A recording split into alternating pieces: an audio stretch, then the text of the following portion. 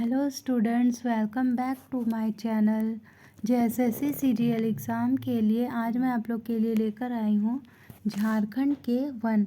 Video शुरू करने से पहले अगर आपको वीडियो अच्छा लगे तो प्लीज़ लाइक कीजिएगा, चैनल पर नए हैं तो सब्सक्राइब कीजिएगा और अधिक से अधिक लोगों को शेयर कीजिएगा ताकि अधिक से अधिक लोगों को फ़ायदा हो सके।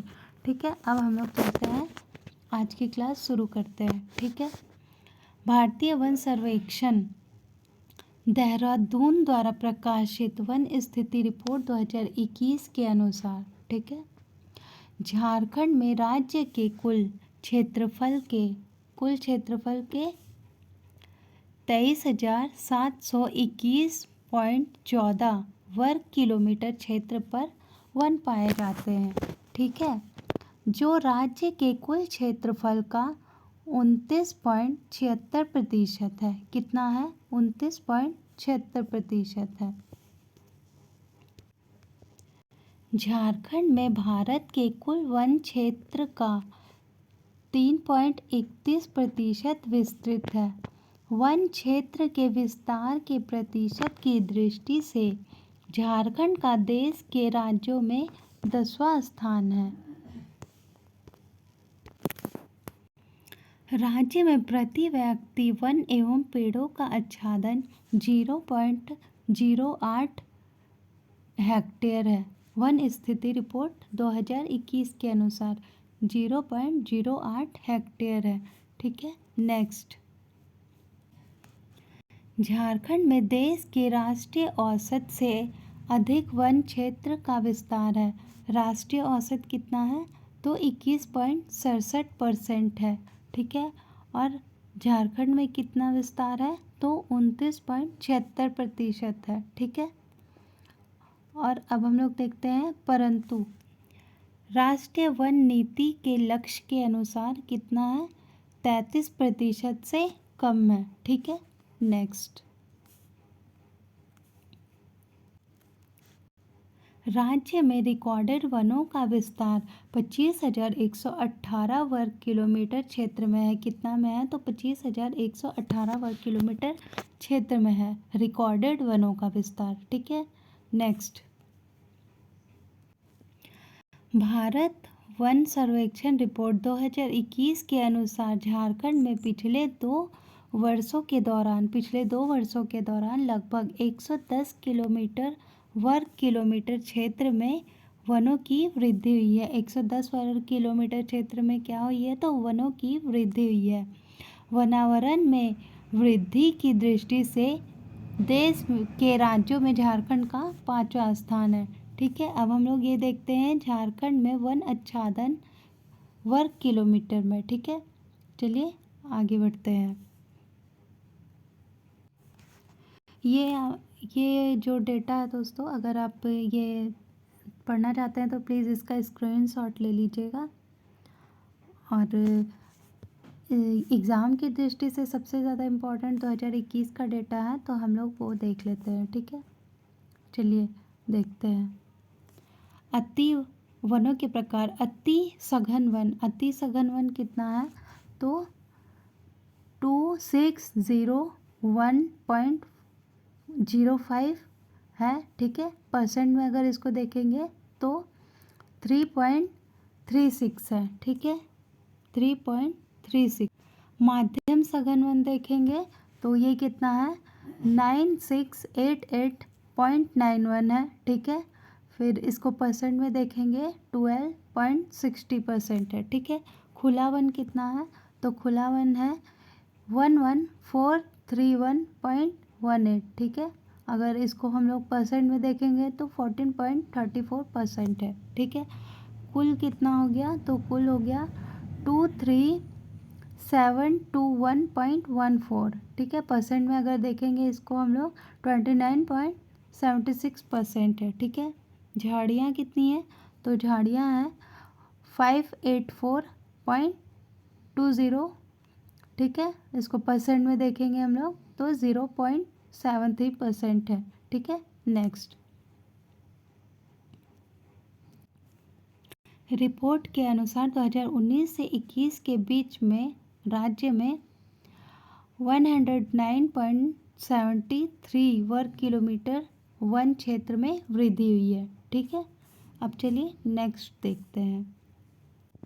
झारखंड में वन का वर्गीकरण, खुला वन कितना है तो 11% है, अति सघन वन कितना है 48% है। ठीक है, और माध्यम सघन वन कितना है तो 41% है। ठीक है, नेक्स्ट, राज्य में सर्वाधिक तथा न्यूनतम वन भूमि वाले जिले। यहाँ देखिए स्टूडेंट, सर्वाधिक वन क्षेत्रफल वाले जिले, सर्वाधिक वन क्षेत्रफल वाले जिले पहला कौन सा है तो पश्चिमी सिंहभूम है। ठीक है, इसका सर्वाधिक क्षेत्रफल है, इसका कितना है 3368 वर्ग किलोमीटर है। ठीक है, 3368 किलोमीटर। ठीक है, अब लातेहार का देखते हैं हम लोग। लातेहार में कितना है 2403 वर्ग किलोमीटर है। ठीक है, 2403 वर्ग किलोमीटर। चतरा का देख लेते हैं, चतरा का कितना है तो 1784 वर्ग किलोमीटर। ठीक है, 1782 वर्ग किलोमीटर। ये क्या है सर्वाधिक वन क्षेत्रफल वाले जिले हैं। ठीक है, ये आपको डेटा याद करना होगा। अब चलिए हम लोग चलते हैं न्यूनतम वन क्षेत्रफल वाले जिले में। न्यूनतम वन क्षेत्रफल वाले जिले, सबसे पहले है जामताड़ा 106 वर्ग किलोमीटर, 106 वर्ग किलोमीटर है। ठीक है, और हम लोग देखते हैं देवघर, देवघर में कितना है तो 206 वर्ग किलोमीटर देवघर में है, 206 वर्ग किलोमीटर। ठीक है, अब हम लोग देखते हैं धनबाद में, धनबाद में कितना है 218 वर्ग किलोमीटर, 218 वर्ग किलोमीटर। ठीक है, अब चलते हैं नेक्स्ट। अब यहाँ हम लोग देख लेते हैं सर्वाधिक तथा न्यूनतम 1% वाले जिले हैं। ठीक है, सर्वाधिक और न्यूनतम 1% में जो है वो जिले हैं। ठीक है, अब हम लोग सबसे पहले चलते हैं सर्वाधिक 1% वाले जिले में, प्रतिशत के हिसाब से किस जिला में ज़्यादा वन है। ठीक है, लातेहार में 56.0% है, लातेहार में वन। ठीक है, चतरा में है 47.9% है, चतरा में 47.9% चतरा में है। ठीक है, अब पश्चिमी सिंहभूम में देखते हैं, पश्चिमी सिंहभूम में कितना है तो 46.6% है। ठीक है, अब हम लोग यहाँ देख लेते हैं न्यूनतम 1% वाले जिले। ठीक है, इसमें भी 3 है, जामताड़ा है 5.8% है जामताड़ा में, और उसके बाद देवघर है, देवघर में है 8.3%, और धनबाद में है 10.7%, धनबाद में कितना है तो 10.7% है। ठीक है, अब नेक्स्ट देखते हैं। झारखंड राज्य में कुल 17 जनजातीय जिलों की पहचान की गई है। झारखंड राज्य में कितने जिलों की, जनजातीय जिलों की पहचान की गई है तो 17। जनजातीय जिलों की संख्या के मामले में, ठीक है, जनजातीय जिलों की संख्या के मामले में देश के राज्यों में झारखंड का कितना स्थान है तो तीसरा स्थान है। ठीक है, नेक्स्ट, झारखंड राज्य में 17 जनजातीय जिला है। ठीक है, कौन कौन सा देख लेते हैं। 17 जनजातीय जिले, देवघर है, दुमका है, गोड्डा है, जामताड़ा है, पाकुड़ है, पलामू है, और उसके बाद फिर हम लोग का है गढ़वा, फिर है लातेहार, और फिर है लोहरदगा। ठीक है, लोहरदगा, खूंटी है, फिर है रांची, सिमडेगा है, सरायकेला खरसावा, पूर्वी सिंहभूम और पश्चिमी सिंहभूम। ठीक है, अब हम लोग नेक्स्ट देखते हैं। झारखंड राज्य के 17 जनजातीय जिलों का कुल क्षेत्रफल कितना है तो 58,677 वर्ग किलोमीटर है। ठीक है, जनजातीय जिलों का क्षेत्रफल कितना है, कुल क्षेत्रफल तो 58,677 वर्ग किलोमीटर है, जिसमें से 17,521 वर्ग किलोमीटर क्षेत्र पर वनों का विस्तार है। कितना में तो 17,521 वर्ग किलोमीटर क्षेत्र में वनों का विस्तार है। ठीक है, अब चलते हैं नेक्स्ट पे। ये देखिए यहाँ पे दिया है जनजातीय जिलों में वनाच्छादन, ठीक है, जनजातीय जिलों के बारे में यहाँ पे दिया है। वनाच्छादन कितना है वहाँ पे, तो वनों के प्रकार है, और यहाँ पे दिया है वर्ग किलोमीटर क्षेत्रफल में, वर्ग किलोमीटर में, ठीक है। और यहाँ अति सघन वन है, जो है मध्यम सघन वन है, खुला वन है, और कुल यहाँ पे दिया हुआ है। ये डेटा आप लोग देख लीजिएगा, जो बहुत बहुत इम्पोर्टेंट है, और आप लोग इसका चाहते हैं तो स्क्रीनशॉट ले सकते हैं, ठीक है। वन स्थिति रिपोर्ट 2021 के अनुसार झारखंड राज्य के 17 जनजातीय जिलों के कुल भूभाग के 29.86% भाग पर वनाच्छादन है। कितना पर, तो 29.86% भूभाग पर वनाच्छादन है। अब चलते हैं नेक्स्ट। वर्ष 2019 से 21 के बीच जनजातीय जिलों में 80 वर्ग किलोमीटर वन क्षेत्र में वृद्धि की गई है। 80 वर्ग किलोमीटर वन क्षेत्र में वृद्धि दर्ज की गई है, ठीक है। कब से कब तक, तो 2019 से 2021 के बीच में जनजातीय जिलों में, ठीक है। चलते हैं नेक्स्ट। झारखंड सरकार ने राज्य में वन क्षेत्र को 33% से अधिक, ठीक है, जो 33% से अधिक करने के उद्देश्य से वन नीति का निर्माण किया है, तथा इसमें निम्न बातें उल्लेखनीय हैं, ठीक है। अब देख लेते हैं कौन कौन सा बात है। 33% वन प्रतिशत में वनों में वृद्धि करने का लक्ष्य रखा गया है झारखंड सरकार के द्वारा। तो चलिए इसमें कौन कौन सी बातें प्रमुख है वो हम लोग देख लेते हैं। सबसे पहले है प्रत्येक गांव में एक वन समिति होगी। प्रत्येक गांव में क्या होगी, एक वन समिति होगी, जिसमें गांव के प्रत्येक परिवार का एक सदस्य होगा, ठीक है। ग्रामीणों की आवश्यकता के अनुसार वृक्षारोपण किया जाएगा। ग्रामीणों की आवश्यकता के अनुसार क्या किया जाएगा, तो वृक्षारोपण किया जाएगा, ठीक है। वनोत्पादन की सरकारी एजेंसियों के माध्यम से खरीदा जाएगा। वनोत्पादन, वन में जो भी उत्पादन होगा उसको सरकारी एजेंसियों द्वारा खरीदा जाएगा, ठीक है। यहाँ पे देख लेते हैं हम लोग। वनोत्पादन सरकारी एजेंसियों द्वारा खरीदा जाएगा, ये तो देख लिए। इसके बाद है वनों की सुरक्षा का भार ग्रामीणों एवं वन विभाग के ऊपर होगा, ठीक है। वनों की सुरक्षा का भार किसके ऊपर होगा, तो ग्रामीणों और विभाग के ऊपर होगा, वन विभाग के ऊपर, ठीक है। इस नीति के तहत राज्य में 10,000 से अधिक वन समितियों का गठन किया गया है। कितना, 10,000 से अधिक वन समितियों का गठन किया गया है। अब हम लोग चलते हैं नेक्स्ट। यहाँ देख लेते हैं हम लोग झारखंड में रिकॉर्डेड वनों की श्रेणियाँ। झारखंड में रिकॉर्डेड वनों की श्रेणियाँ, ठीक है। पहला क्या है हम लोग का, संरक्षित वन है, ठीक है, प्रोटेक्टेड फॉरेस्ट, संरक्षित वन। वैसे वन जिन पर मनुष्यों को कुछ प्रतिबंधों के तहत पशु चराने, लकड़ियों को काटने की अनुमति प्राप्त होती है, ठीक है। कुछ प्रतिबंधों के तहत, मतलब कुछ कुछ प्रतिबंध लगाया जाएगा, उसके तहत पशु चराने और लकड़ियों को काटने की अनुमति प्राप्त होती है, ठीक है, संरक्षित वन कहलाते हैं। इस प्रकार के वनों में बिना अनुमति के सभी प्रकार की गतिविधियों पर क्या है, तो प्रतिबंध है। यानी अनुमति लिए बिना हम लोग वन में जाकर लकड़ियां और पशु चराने का काम नहीं कर सकते। अगर यही हम लोग अनुमति लेके करते हैं तो वो सही है, ठीक है। अब चलते हैं नेक्स्ट। झारखंड में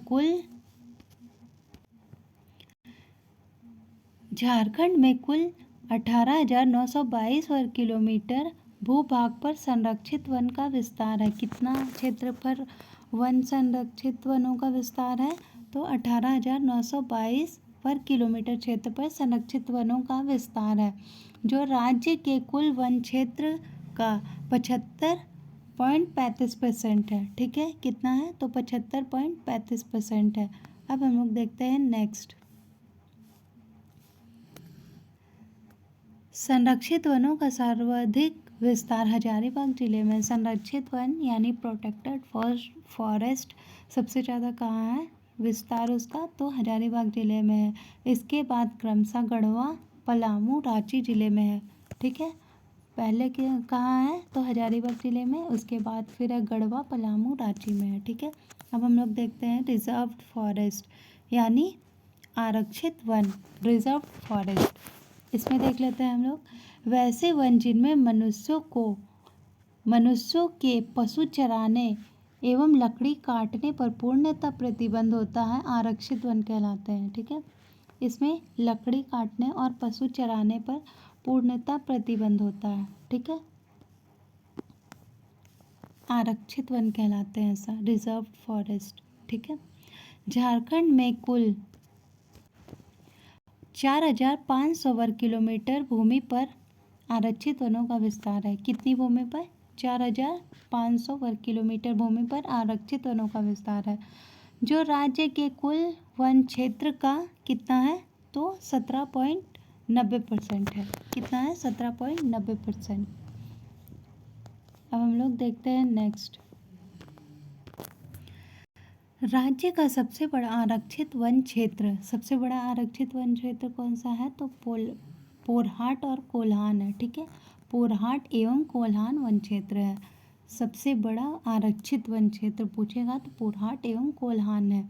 इसके अतिरिक्त राजमहल एवं पलामू के वन क्षेत्र भी आरक्षित वन के अंतर्गत आते हैं। ठीक है, राजमहल और पलामू के वन क्षेत्र भी आरक्षित वन के अंतर्गत आते हैं। अब हम लोग का थर्ड है अवर्गीकृत वन।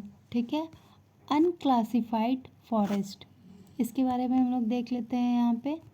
ठीक है, वैसे वन जो आरक्षित या संरक्षित वनों की श्रेणी में नहीं आते। ठीक है, ना प्रोटेक्टेड में आता है और ना ही रिजर्व में आता है, उसको अनक्लासिफाइड फॉरेस्ट कहते हैं। ठीक है, अवर्गीकृत वन कहा जाता है।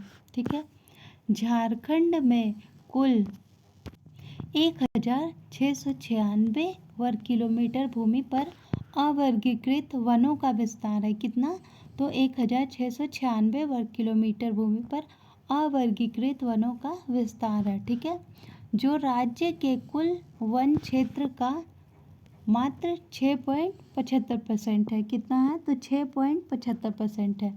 अब चलिए हम लोग आगे देखते हैं, राज्य का सबसे बड़ा अवर्गीकृत वन क्षेत्र कौन सा है तो ये है साहेबगंज। ठीक है, इसके बाद क्रमशः कौन सा आता है तो पश्चिमी सिंहभूम आता है, दुमका आता है और हजारीबाग आता है। ठीक है, कौन कौन सा आता है? सबसे बड़ा अवर्गीकृत वन क्षेत्र कौन सा है तो साहेबगंज है। ठीक है, वैसे भी साहेब लोग सबसे बड़े रहते हैं तो इसे याद कर सकते हैं ट्रिक लगा के। तो उसके बाद है पश्चिमी सिंहभूम, दुमका और हजारीबाग। ठीक है, अब हम लोग नेक्स्ट देखते हैं। अब हम लोग यहाँ पे देख लेते हैं झारखंड में वन क्षेत्र की स्थिति। ठीक है, वर्गीकरण है यहाँ पे 2019 के अनुसार दिया है या 2021 के अनुसार दिया है। ठीक है, रिकॉर्डेड वन कितना है? रिकॉर्डेड वन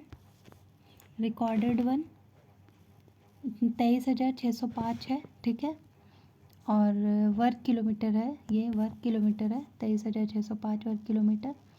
और यहाँ पे है 2021 के अनुसार 25,118 किलोमीटर है। ठीक है, और यहाँ हम लोग देखते हैं संरक्षित वन कितना है तो 19,185 है 2019 के अनुसार। परसेंट में देखेंगे तो 81.28% है। ठीक है, और अगर हम लोग देखेंगे 2021 के अनुसार तो 18,922 ठीक है वर्ग किलोमीटर क्षेत्रफल है।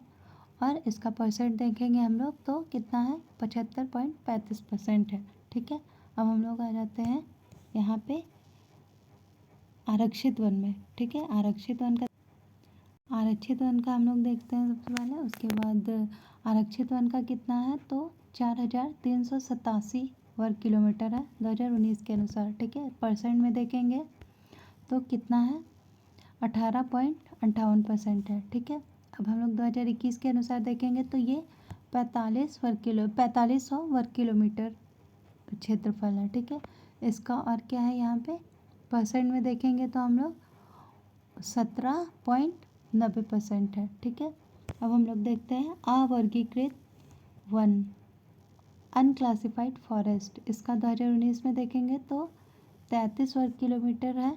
ठीक है, क्षेत्रफल, और अगर परसेंट में देखेंगे तो 0.14% है। ठीक है, अब 2021 के अनुसार देख लेते हैं। 2021 के अनुसार यहाँ पे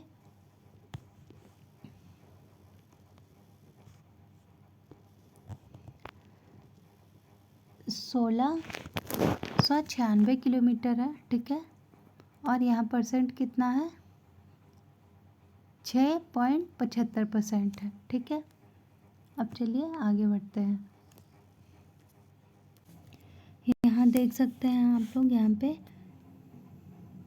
जिलावार वनों की स्थिति दिया हुआ है। ठीक है, जिलावार वनों की स्थिति, और यहाँ पे हम लोग देख लेते हैं। यहाँ जिला है, भौगोलिक क्षेत्रफल है वर्ग किलोमीटर में, कुल वनाच्छादन है, भौगोलिक क्षेत्रफल का प्रतिशत है 2019 से परिवर्तन वर्ग किलोमीटर में। ठीक है, अन्य तथ्य यहाँ पे है, आप लोग देख लीजिएगा। अगर मैं ये बताने जाऊँगी तो वीडियो बहुत ज़्यादा लंबा होगा। अगर आप लोग बोलिएगा, कमेंट कीजिएगा, तो मैं इसका नया वीडियो लेकर आऊँगी। लेकिन अभी के लिए आप लोग इसका ये स्क्रीनशॉट ले सकते हैं। ठीक है, जो इम्पोर्टेंट है मैं उसको बता देती हूँ। ठीक है, पश्चिमी सिंहभूम, ठीक है, इसका भौगोलिक क्षेत्रफल कितना है, तो 7224 वर्ग किलोमीटर क्षेत्रफल है। ठीक है, क्षेत्रफल है, और अगर इसका वनाच्छादन देखेंगे तो 3368.44 वनाच्छादन है। ठीक है, और भौगोलिक क्षेत्रफल का प्रतिशत देखेंगे तो 46.63 है, 46.63% है। ठीक है, अगर हम लोग देखेंगे परिवर्तन कितना हुआ, तो इसमें 2.32 इसमें ये हुआ है परिवर्तन। ठीक है, अब सर्वाधिक वनाच्छादन एवं तीसरा सर्वाधिक वन प्रतिशत। ठीक है, अब आप लोग देख लीजिएगा इसको। दूसरे नंबर पे है लातेहार। ठीक है, दूसरे नंबर पे यहाँ पे लातेहार है, इसका देख लीजिएगा आप लोग। ये सारा ही देख लीजिएगा आप लोग, क्योंकि एग्ज़ाम में कुछ भी पूछ सकता है। ऐसा नहीं कह सकते हैं कि कौन इम्पोर्टेंट है कौन सा नहीं है। तो तीसरा नंबर में देख लीजिए चतरा है। ठीक है, ये ऊपर मैंने पढ़ाया है ये सब, इसलिए मैं अभी ये नहीं बता रही हूँ। और ये देख लीजिएगा आप लोग, नकारात्मक वृद्धि। ठीक है, वन क्षेत्र में नकारात्मक वृद्धि कहाँ हुआ है, तो कोडरमा में हुआ है। ठीक है, और यहाँ देख लीजिए कोई परिवर्तन नहीं हुआ है, तो कहाँ नहीं हुआ है कोई परिवर्तन, तो ये हुआ है गोड्डा में। ठीक है, और हम लोग देखते हैं यहाँ पे वन क्षेत्र में नकारात्मक वृद्धि कहाँ हुआ है, तो पाकुड़ में हुआ है नकारात्मक वृद्धि वन क्षेत्र में। ठीक है, नेक्स्ट देख लेते हैं हम लोग, न्यूनतम वनाच्छादन एवं न्यूनतम वन प्रतिशत कहाँ है, तो जामताड़ा में है। ठीक है, अब हम लोग यहाँ देखते हैं नेक्स्ट, वन क्षेत्र में नकारात्मक वृद्धि कहाँ हुआ है, वन क्षेत्र में नकारात्मक वृद्धि हुआ है लोहरदगा में। चलिए अब हम लोग देखते हैं झारखंड में वन प्रदेश। ठीक है, झारखंड में वन प्रदेश, सबसे पहले उष्णकटिबंधीय आर्द्र पर्णपाती वन प्रदेश। ठीक है, उष्णकटिबंधीय आर्द्र पर्णपाती वन प्रदेश। ठीक है, चलिए इसको देखते हैं। सबसे पहले हम लोग का है 120 सेंटीमीटर से अधिक वर्षा वाले क्षेत्रों में आर्द्र पतझड़ वन पाए जाते हैं। ठीक है, 120 सेंटीमीटर से अधिक वर्षा जिन क्षेत्रों में होती है वहाँ आर्द्र पतझड़ वन पाए जाते हैं। कैसे वन पाए जाते हैं, तो आर्द्र पतझड़ वन पाए जाते हैं। इसी कारण ऐसे क्षेत्र को आर्द्र पर्णपाती वन कहा जाता है। ठीक है, 120 सेंटीमीटर से अधिक जहाँ वर्षा होगी वहाँ पे आर्द्र पतझड़ वन पाए जाएंगे, इसलिए उस क्षेत्र को आर्द्र पर्णपाती वन प्रदेश कहा जाएगा। ठीक है, आर्द्र पर्णपाती वन प्रदेश कहा जाएगा। ठीक है, चलिए नेक्स्ट देखते हैं। इसमें ये सागरीय मौसम से प्रभावित जलवायु क्षेत्र है। सागरीय मौसम से प्रभावित जलवायु क्षेत्र है, ठीक है, जहाँ वर्षा अधिक होती है, यहाँ वर्षा बहुत अधिक होती है, ठीक है। अब हम लोग यहाँ नेक्स्ट देखते हैं। झारखंड के सिंहभूम, दक्षिणी रांची, दक्षिणी लातेहार एवं संथाल परगना क्षेत्र में इन वनों का विस्तार है। कहाँ कहाँ है? तो सिंहभूम में है, दक्षिणी रांची, लातेहार, दक्षिणी लातेहार, संथाल परगना क्षेत्र में वनों का विस्तार है, ठीक है। नेक्स्ट देखते हैं। इन वनों में साल, शीशम, जामुन, पलाश, सेमल, महुआ, बांस के वृक्ष पाए जाते हैं। कौन कौन से वृक्ष पाए जाते हैं? तो साल के, शीशम के, जामुन के, पलाश के, सेलम के, सेमल के और महुआ के और बांस के वृक्ष पाए जाते हैं, ठीक है। अब हम लोग नेक्स्ट देखते हैं। यहाँ पे साल के वृक्ष की ऊंचाई अधिक होती है, ठीक है दोस्तों, साल के वृक्ष की ऊंचाई अधिक होती है, इसलिए इसे क्या कहते हैं? इसे कहते हैं पर्णपाती वनों का राजा भी कहते हैं, ठीक है। साल के वृक्ष को क्या कहते हैं? पर्णपाती वनों का राजा कहते हैं। नेक्स्ट देख लेते हैं हम लोग यहाँ पे। राज्य के 2.66% भूभाग पर उष्णकटिबंधीय आर्द्र पर्णपाती वन के अंतर्गत आते हैं। राज्य के कितने? तो 2.66% भूभाग पर उष्णकटिबंधीय आर्द्र पर्णपाती वन प्रदेश के अंतर्गत आते हैं, ठीक है। अब चलिए आगे देखते हैं। उष्णकटिबंधीय शुष्क पर्णपाती वन, ठीक है। उष्णकटिबंधीय शुष्क पर्णपाती वन, वो क्या था? आर्द्र पर्णपाती वन था, ये शुष्क पर्णपाती वन है, ठीक है। इसमें पढ़ते हैं हम लोग क्या है इसके अंदर। 120 सेंटीमीटर से कम वर्षा वाले क्षेत्रों में शुष्क पतझड़ वनों का विकास हुआ है। 120 सेंटीमीटर से कम वर्षा जहाँ पर होता है उसको क्या कहते हैं? तो शुष्क पतझड़ वनों का विकास हुआ है वहाँ पे, ठीक है। इसी कारण ऐसे क्षेत्रों को शुष्क पर्णपाती वन कहा जाता है, वन प्रदेश कहा जाता है। शुष्क पर्णपाती वन प्रदेश कहा जाता है ऐसे क्षेत्रों को, ठीक है।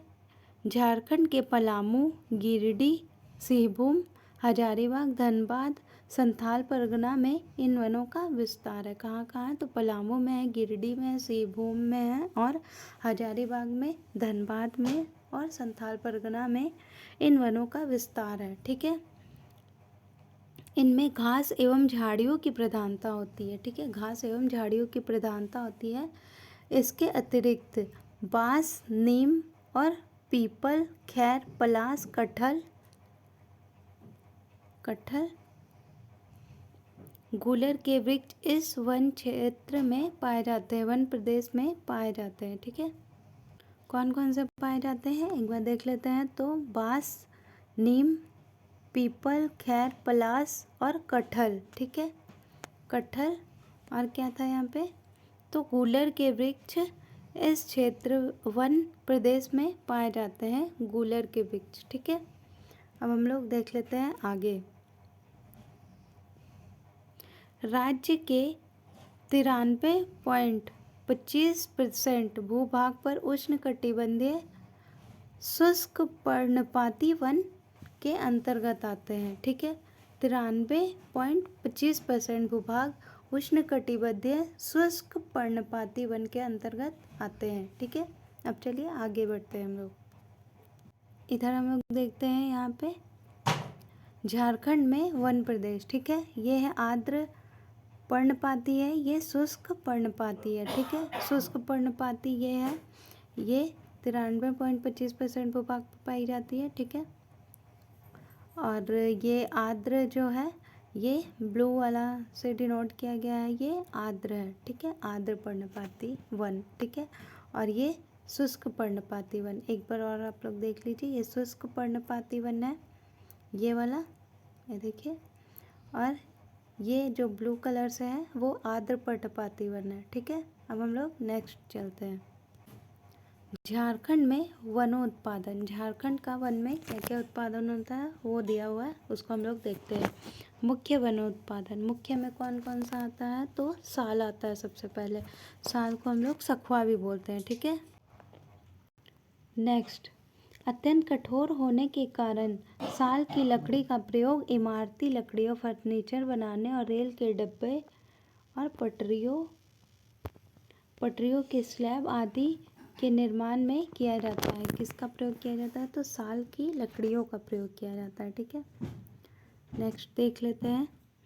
साल के पुष्पों को सरई फूल तथा इसके बीजों से निकलने वाले तेल को क्या कहते हैं? तो कुंजरी तेल कहते हैं। ठीक है, साल के फूल को क्या कहते हैं? तो सरई फूल कहते हैं, और इसके जो बीज से दाने निकलते हैं इसको कुंजरी तेल कहा जाता है। ठीक है, यह झारखंड का राजकीय वृक्ष है। ये झारखंड का क्या है? राजकीय वृक्ष है। ठीक है, नेक्स्ट देखते रहते हैं हम लोग। यहाँ पे आ गया शीशम। ठीक है, शीशम यह अत्यंत मजबूत होने के कारण इसका प्रयोग फर्नीचर निर्माण में किया जाता है। फर्नीचर बनाने में शीशम का लकड़ियों का प्रयोग किया जाता है। अब हम लोग देख लेते हैं महुआ। ठीक है, यह झारखंड का सर्वाधिक उपयोगी वृक्ष है। झारखंड का सर्वाधिक उपयोगी वृक्ष है महुआ, क्योंकि इसकी लकड़ी, फल, फूल, बीज सभी का उपयोग होता है। ठीक है, महुआ के सभी का उपयोग होता है। इसकी लकड़ी काफ़ी मजबूत होने के कारण दरवाजे, खंभे आदि बनाने हेतु फूल का उपयोग क्या होता है? तो शराब बनाने हेतु, और लकड़ी का प्रयोग होता है तो दरवाजे, खंभे बनाने हेतु। ठीक है, और हम लोग देख लेते हैं फल सब्जी के रूप में तथा बीज तेल निकालने के रूप में प्रयोग किया जाता है।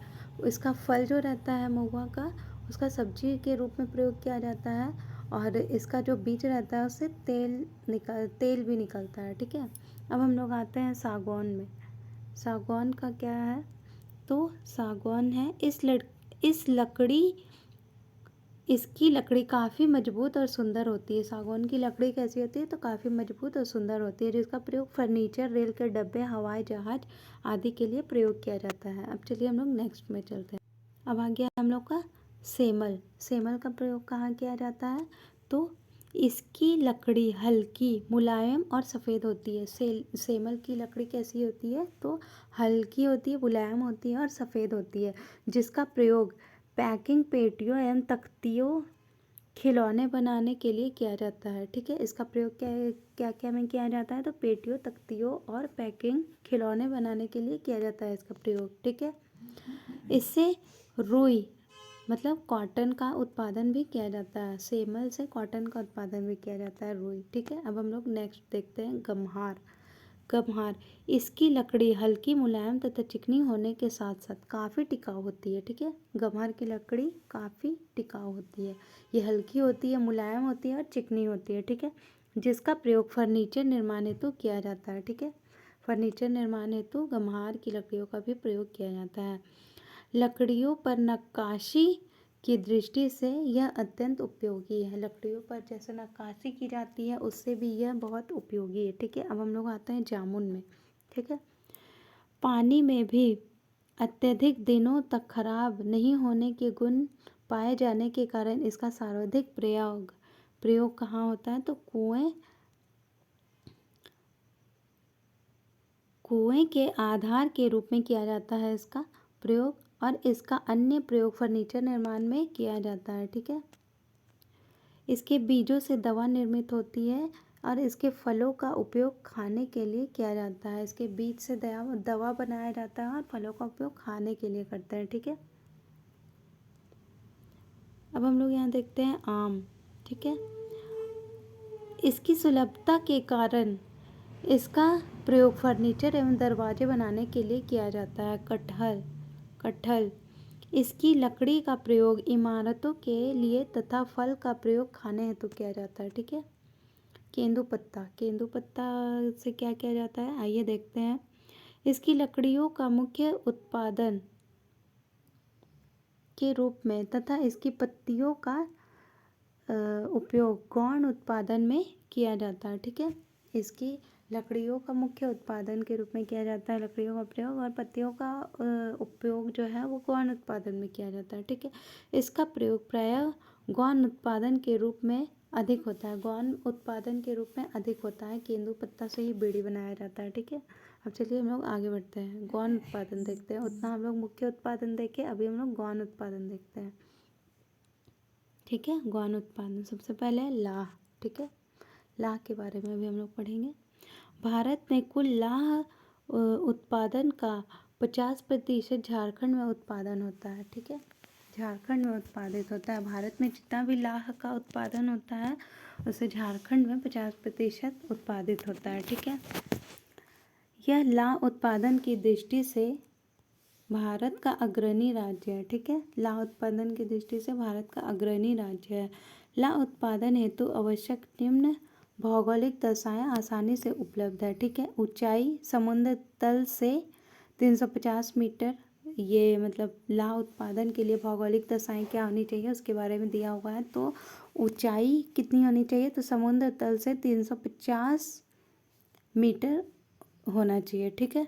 और तापमान कितना होना चाहिए, तो 12 डिग्री सेल्सियस तापमान होना चाहिए। वर्षा कितना होना चाहिए, तो 150 सेंटीमीटर से कम वर्षा होना चाहिए, ठीक है। अब हम लोग नेक्स्ट देखते हैं। लाह की 4 किस्में बैसाखी लाह, जेठवी लाह, केतकी लाह और अघनी लाह होती है। लाह की 4 किस्में कौन कौन सी होती है, तो बैसाखी, जेठवी, केतकी और अघनी लाह, ठीक है। अब हम लोग नेक्स्ट देखते हैं, ठीक है। झारखंड में कुल लाह का उत्पादन का 82% बैसाखी लाह से प्राप्त होता है, ठीक है। बैसाखी लाह से कितना % उत्पादन होता है, तो 82% उत्पादन होता है, ठीक है। लाह के कीड़े, ठीक है, सेलिकर लक्का, ठीक है। लाह के कीड़े को पलाश, कुसुम तथा बेर के वृक्षों पर लगाकर लाह का उत्पादन किया जाता है, ठीक है। लाह के कीड़े को किस में लगा दिया जाता है, तो पलाश, कुसुम और बेर के वृक्षों में लगाकर लाह का उत्पादन किया जाता है, ठीक है।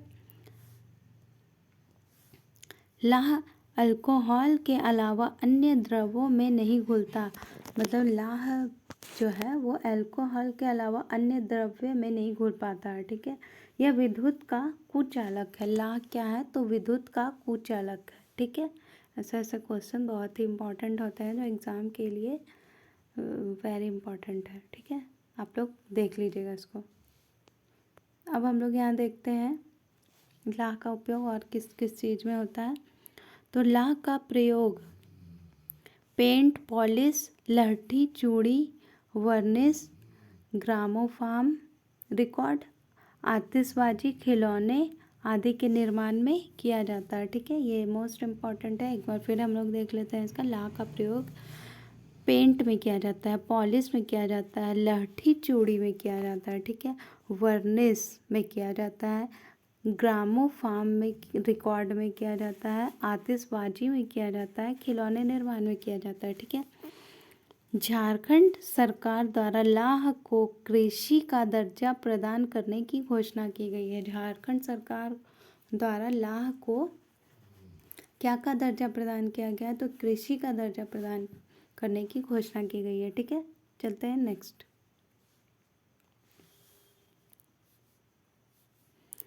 राज्य में लाह का सर्वाधिक उत्पादन खूंटी जिला में किया जाता है, ठीक है। लाह का सर्वाधिक उत्पादन कहाँ किया जाता है, तो खूंटी जिला में किया जाता है। इसके अतिरिक्त पलामू, लातेहार, इसके अतिरिक्त कहाँ पे किया जाता है, पलामू, लातेहार में भी लाह का उत्पादन का प्रमुख केंद्र है, ठीक है। पलामू और लातेहार पे उगाता है लेकिन सर्वाधिक खूंटी जिला में उगता है, ठीक है।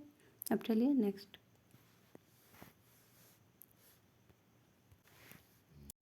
झारखंड के लातेहार जिला में अवस्थित टोरी नामक स्थान पर लाह निर्यात हेतु प्रसिद्ध है, ठीक है। लातेहार जिला में अवस्थित टोरी नामक स्थान, ठीक है, टोरी नामक स्थान है, वहाँ पर लाह निर्यात हेतु प्रसिद्ध है, ठीक है। नेक्स्ट देखते हैं। झारखंड में लाह की खेती से स्वरोजगार एवं अतिरिक्त आय उपलब्ध कराने हेतु रांची, खूंटी, लातेहार और गुमला, ठीक है। इसके बाद है सिमडेगा, गढ़वा, दुमका, सरायकेला आदि जिलों में 1750 वन प्रबंधन समितियों का गठन किया गया है, ठीक है। 1750 वन प्रबंधन समिति का गठन किया गया है 2014 से 2015 के बीच में, ठीक है। राज्य के रांची जिले के नामकुम में लाह से संबंधित शोध कार्य हेतु भारतीय कृषि अनुसंधान परिषद के अंतर्गत, किसके अंतर्गत, तो भारतीय कृषि अनुसंधान परिषद के अंतर्गत 20 सितंबर 1924 में भारतीय लाह शोध अनुसंधान केंद्र की स्थापना की गई है। कहाँ पे, तो रांची जिले के नामकुम में। ठीक है, अब हम लोग नेक्स्ट देख लेते हैं। लाह शब्द की उत्पत्ति संस्कृत भाषा के लक्ष्य शब्द से हुई है। ठीक है, इसको याद कर लीजिएगा, बहुत इम्पोर्टेंट है ये। ठीक है, अब हम लोग देख लेते हैं यहाँ पे झाम्फोकोफेड, झाम्फोकोफेड। ठीक है, अब हम लोग यहाँ पे देख लेते हैं इसका पूरा नाम क्या है। The Jharkhand state minor forest produce cooperative development and marketing federation limited. ठीक है, इसका पूरा फुल फॉर्म यही है। उसके बाद यहाँ पे है इसकी स्थापना झारखंड सरकार द्वारा 2007 में की गई है। ठीक है, ये बहुत इम्पोर्टेंट है, इसलिए आप लोग याद रखिएगा इसका पूरा नाम। और उसके बाद इसकी स्थापना कब हुई है, तो 2007 में हुई है। ठीक है, अब हम लोग आगे देखते हैं। इसका प्रमुख उद्देश्य मध्यस्थों के शोषण से वनवासियों की सुरक्षा करना, गौण उत्पादन उद्योगों को सहकारिता के आधार पर प्रोत्साहित करना। ठीक है, इसका उद्देश्य है। और क्या है, तो झाम्फोकोफेड की संरचना 2 स्तरीय है। इसकी संरचना कैसी है, तो 2 स्तरीय है। इसके शीर्ष पर झाम्फोकोफेड है तथा इसके निचले स्तर पर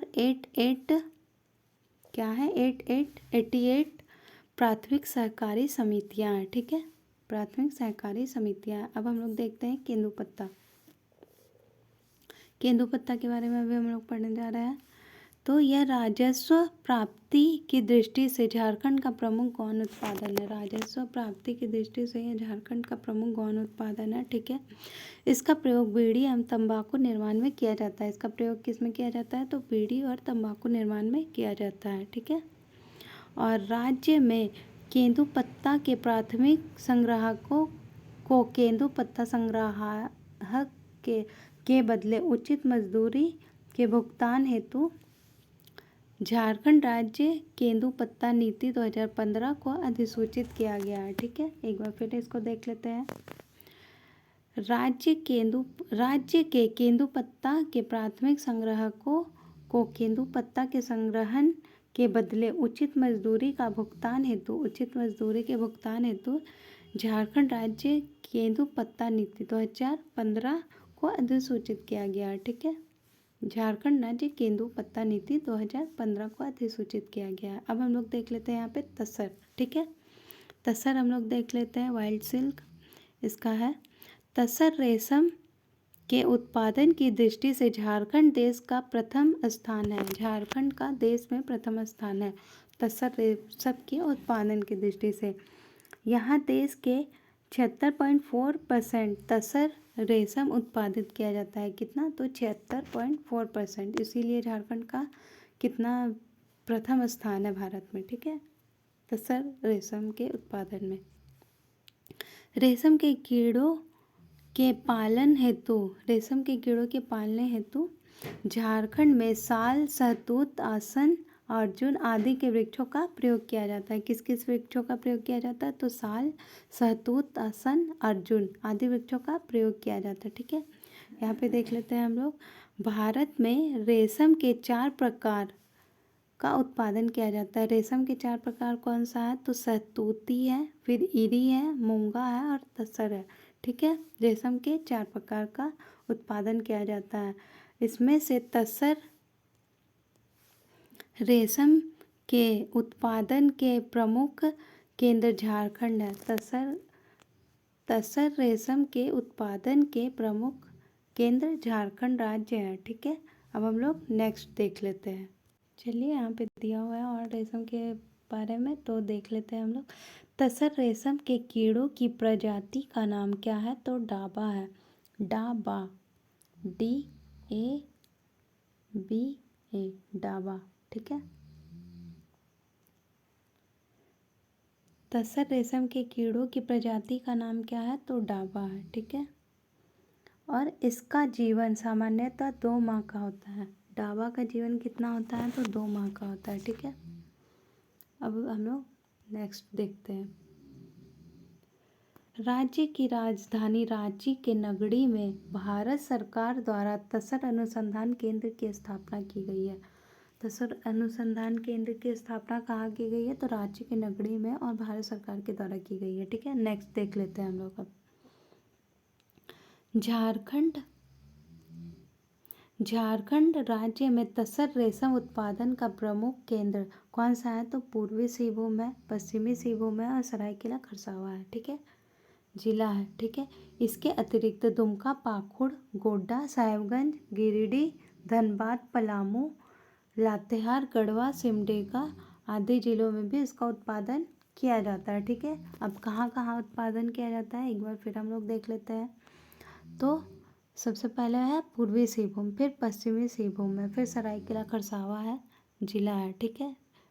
तसर रेशम उत्पादन में प्रमुख केंद्र, ठीक है। इसके अतिरिक्त दुमका में है, पाकुड़ में, गोड्डा में है, साहेबगंज में, गिरिडीह, धनबाद में है और पलामू में और लातेहार में और गढ़वा में और सिमडेगा जिला में इसका उत्पादन किया जाता है, ठीक है। रेशम आधारित उत्पादों के विकास हेतु सन 2006 में राज्य सरकार द्वारा झारखंड सिल्क टेक्सटाइल उसके बाद है हैंडीक्राफ्ट डेवलपमेंट कॉरपोरेशन का गठन किया गया है, ठीक है। किसका गठन किया गया है 2006 में? तो झारखंड सिल्क टेक्सटाइल एवं हैंडीक्राफ्ट डेवलपमेंट कॉरपोरेशन यानी झारक्राफ्ट का गठन किया गया है, ठीक है। इसका शॉर्ट फॉर्म है झारक्राफ्ट, ठीक है। ये देखिए झारक्राफ्ट। अब हम लोग आगे बढ़ते हैं। झारक्राफ्ट द्वारा झारखंड के 4 जिलों में रेशम पार्कों की स्थापना की गई है। कहाँ कहाँ? 4 जिलों में रेशम पार्कों की स्थापना की गई है, ठीक है। अब हम लोग आगे बढ़ते हैं। अब हम लोग बैम्बू के बारे में देखते हैं, बांस के बारे में, ठीक है। झारखंड में जनजातीय समुदायों के द्वारा घरेलू सामानों के निर्माण एवं जीविकोपार्जन हेतु बांस का उत्पादन किया जाता है, ठीक है। जनजातीय समुदायों द्वारा घरेलू सामान के निर्माण में एवं अपने जीविकोपार्जन के लिए, ठीक है, अपना जीवन चलाने के लिए बांस का उत्पादन किया जाता है। इसका व्यापारिक उपयोग कागज उद्योग एवं व्यापारिक उपयोग किस में किया जाता है? तो कागज उद्योग में किया जाता है, घर निर्माण में किया जाता है, ठीक है। वन स्थिति रिपोर्ट 2021 के अनुसार झारखंड राज्य में 3717 वर्ग किलोमीटर क्षेत्र पर बांस का उत्पादन किया जाता है। कितना में? तो 3717 वर्ग किलोमीटर क्षेत्र पर बांस का उत्पादन किया जाता है, ठीक है, किया जा रहा है, ठीक है। झारखंड राज्य में सरकार की स्फूर्ति योजना के तहत कौन सी योजना? तो स्फूर्ति योजना के तहत रांची जिले में बांस संकुली की स्थापना हेतु स्वीकृति प्रदान की गई है, ठीक है। किस हेतु स्वीकृति प्रदान की गई है रांची जिले में? तो बांस संकुल की स्थापना हेतु स्वीकृति प्रदान की गई है। अब हम लोग यहाँ देख लेते हैं अन्य तथ्य, ठीक है। अन्य तथ्य देख लेते हैं हम लोग। नमामि गंगे परियोजना में शामिल क्षेत्र का मात्र 4.15% झारखंड राज्य में विस्तारित है। नमामि गंगे परियोजना में शामिल क्षेत्र का मात्र 4.15% झारखंड राज्य में विस्तारित है, जबकि इस परियोजना के तहत शामिल कुल वन क्षेत्र का 14.48% झारखंड राज्य में विस्तारित है। कितना है? तो 14.48% झारखंड राज्य में विस्तारित है। अब चलिए यहाँ देख लेते हैं। वर्ष 2001 से 2021 के बीच 1084 वर्ग किलोमीटर क्षेत्र में वन वृद्धि दर्ज की गई है। कितना से? 2001 से 2021 के बीच में 1084 वर्ग किलोमीटर क्षेत्र में वृद्धि की गई है। ठीक है, वृद्धि दर्ज की गई है। ठीक है, आज का क्लास यहीं पे ख़त्म करते हैं। अगर वीडियो अच्छा लगा हो तो प्लीज़ लाइक कीजिएगा, चैनल पर नए हैं तो सब्सक्राइब कीजिएगा, वीडियो को अधिक से अधिक शेयर कीजिए और लाइक कीजिए। ठीक है, धन्यवाद।